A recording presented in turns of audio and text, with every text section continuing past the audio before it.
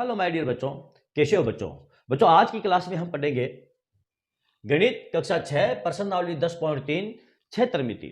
इसका question number 4, 5 और 6 इन 3 क्वेश्चनों को हम सॉल्व करेंगे। बच्चों पिछली क्लास में हमने क्वेश्चन नंबर 1, 2 और 3 अलग अलग क्लासों में हमने सॉल्व कर लिया है। आज की जो क्लास है बच्चों आयत के क्षेत्रफल से ही संबंधित हमारी क्लास चल रही है। क्षेत्रमिति में आयत का क्षेत्रफल है और आयत का परिमाप, वर्ग का क्षेत्रफल और वर्ग का परिमाप, इन चीजों को हम ज्ञात करना सीख रहे हैं। इसी से संबंधित क्वेश्चनों को हम सॉल्व कर रहे हैं बच्चों आज का जो हमारा जो क्वेश्चन है, क्वेश्चन नंबर 4, वो हमको दिया है 50 मीटर लंबाई वाले एक आयताकार बगीचे का क्षेत्रफल 300 वर्ग मीटर है। बगीचे की चौड़ाई ज्ञात कीजिए। बच्चों अभी तक हमने जितने भी क्वेश्चन सॉल्व किए हैं, क्वेश्चन नंबर 1 के जितने भी पॉइंट है, क्वेश्चन नंबर 2 के जितने भी पॉइंट है और क्वेश्चन नंबर 3 के जितने भी पॉइंट है, उन सब में हमने वर्ग के क्षेत्रफल और आयत के क्षेत्रफल को हमने ज्ञात किया है।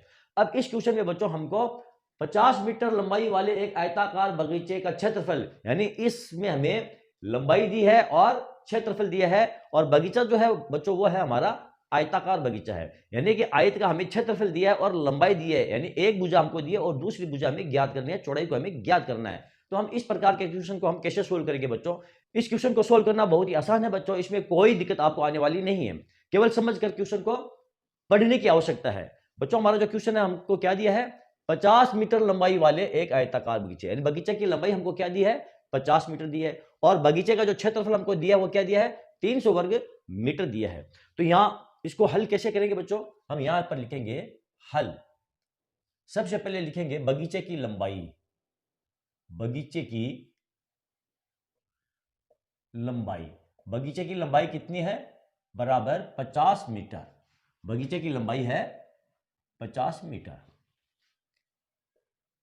बगीचे का क्षेत्रफल, बगीचे का क्षेत्रफल हमको कितना दिया है, 300 वर्ग मीटर, और हमें ज्ञात करनी है बगीचे की चौड़ाई, हमको ज्ञात करनी है। तो यहां पर हम लिखेंगे बगीचे की चौड़ाई। बगीचे की चौड़ाई बराबर, ये हमको ज्ञात करनी है। बच्चों हमें मालूम है आयत का क्षेत्रफल का सूत्र क्या है, आयत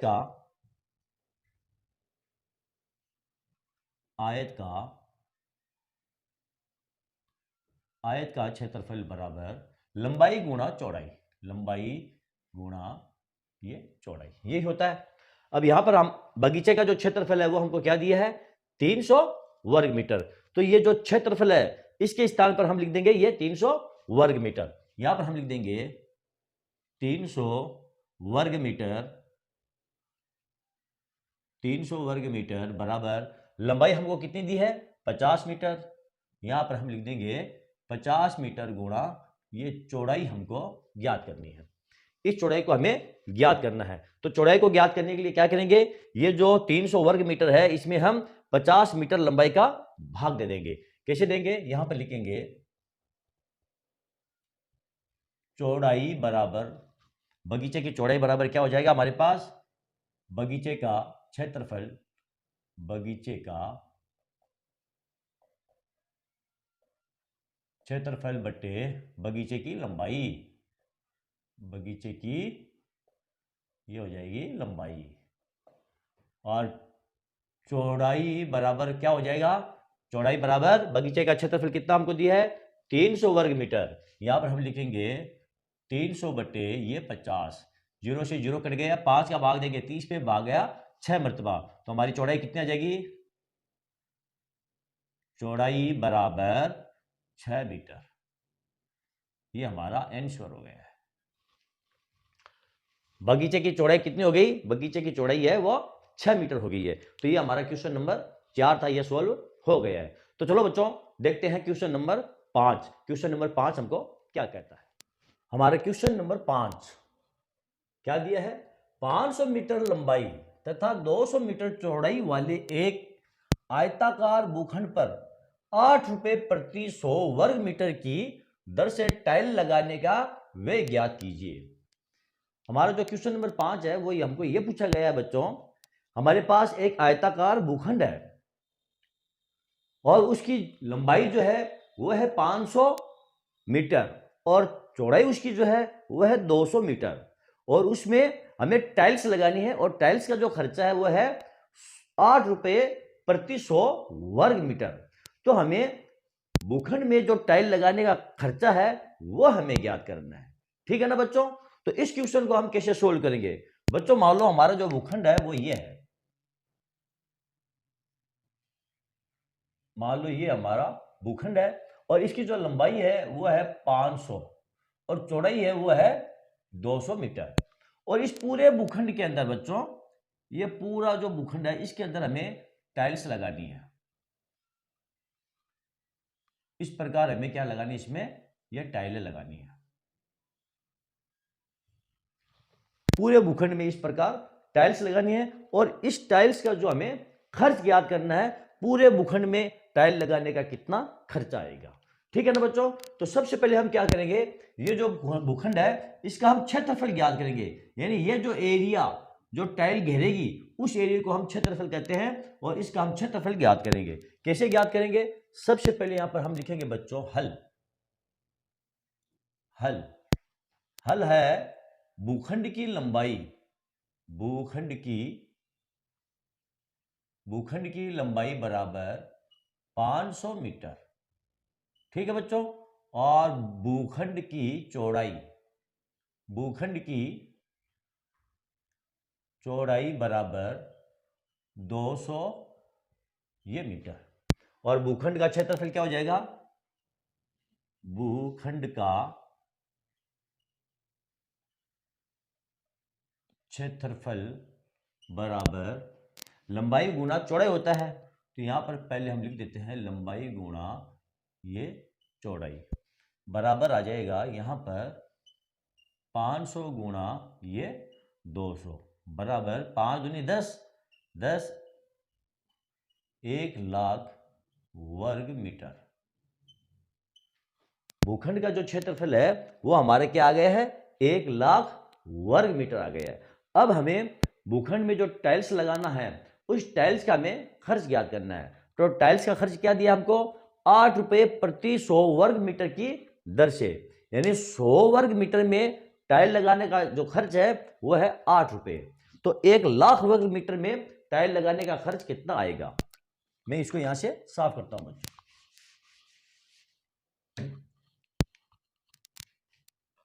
टाइल लगाने का खर्च, टाइल लगाने का खर्च क्या है? 100 वर्ग मीटर में 8 रुपये, 8 रुपये लगते हैं। तो 1 लाख वर्ग मीटर में कितने लगेंगे? क्योंकि हमारा जो भूखंड का क्षेत्रफल है वो 1 लाख वर्ग मीटर है। 1 लाख वर्ग मीटर में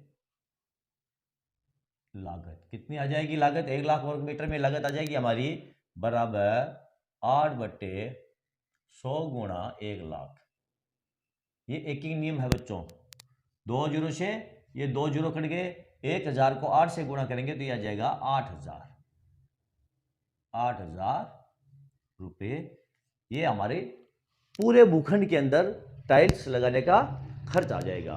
तो बच्चों ये हमारा क्वेश्चन नंबर 5 था। इसको इस प्रकार सोल्व करते हैं। सबसे पहले हम भूखंड का क्षेत्रफल ज्ञात करते हैं और भूखंड का क्षेत्रफल ज्ञात करने के लिए लंबाई और चौड़ाई से हम गुणा करते हैं। उसके बाद हमें मालूम है 100 वर्ग मीटर में 8 रुपए का खर्चा आता है, तो 1 वर्ग मीटर में कितना खर्चा आ जाएगा? 8/100 और 1 लाख वर्ग मीटर में कितना खर्चा आ जाएगा? 8/100 गुणा 1 लाख कर देंगे और इसको काट देंगे 2 जीरो से 2 जीरो और इसको हम गुणा कर देंगे तो हमारा ये 8,000 रुपये पूरे भूखंड के अंदर टाइल लगाने का खर्च आ जाएगा।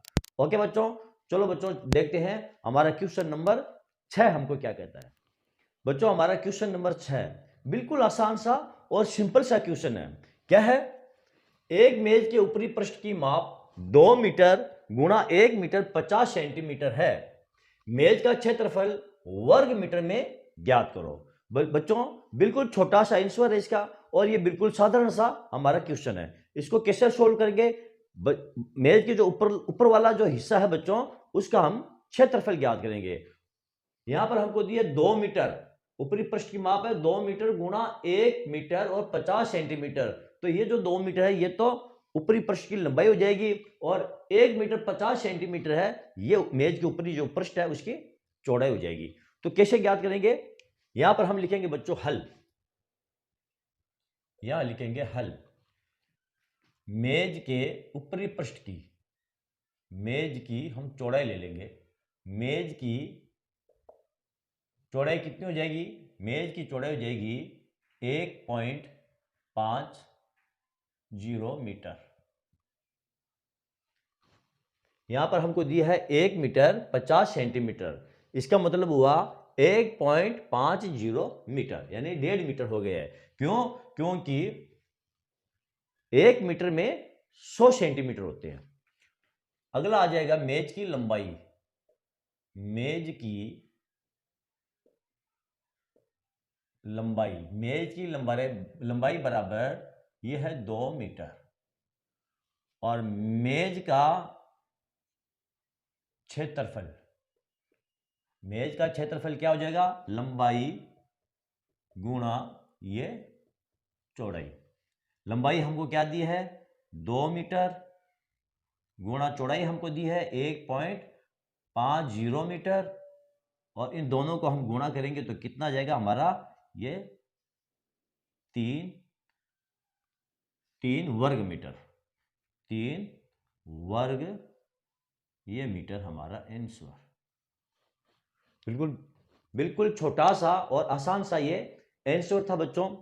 यहां पर हमको कुछ भी नहीं करना है। मेज की चौड़ाई हमको दी गई है, मेज की लंबाई हमको दी गई है। हमें मालूम है आयत का जो क्षेत्रफल होता है वो लंबाई गुणा चौड़ाई होता है। तो लंबाई हमारी 2 मीटर है, चौड़ाई हमारी 1.5 मीटर है, दोनों को हम गुणा कर देंगे तो हमारा 3 वर्ग मीटर मेज का जो ऊपरी पृष्ठ है उसका क्षेत्रफल आ जाएगा बच्चों। ओके बच्चों, चलो बच्चों देखते हैं हमारा क्वेश्चन नंबर 7।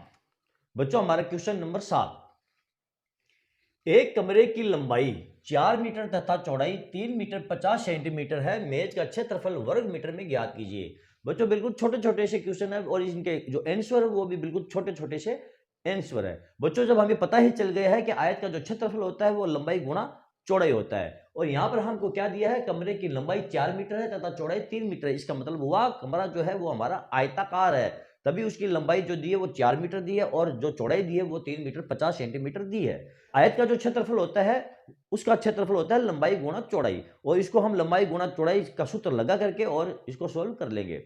सबसे पहले हम लिखेंगे यहां पर बच्चों हल।